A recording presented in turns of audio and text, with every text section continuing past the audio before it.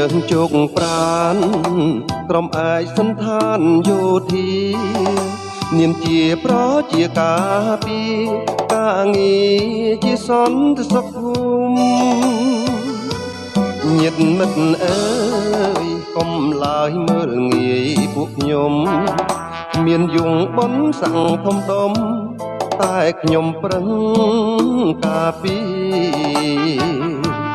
ធ្វើស្ម័គ្រចិត្តមិនគិតទេការនឿយហត់ទោះក្តៅភ្លៀងក៏អំណត់ស៊ូអត់មិនត្អូញរុញរីតាមភូមិឃុំមានក្រុមខ្ញុំចេញការពីឲ្យមានសុវត្ថិភាពគ្រប់គ្រាខ្ញុំពោះការពីបងប្អូនកាញ់ចែ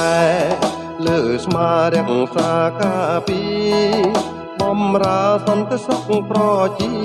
ការពីជូនញាតិមិនឃ្លាតប្រហែសស្ម័គ្រចិត្តទេប្រាក់ខែតាមតែសន្តោសទឹកចិត្តបងប្អូនប៉ុណ្ណោះ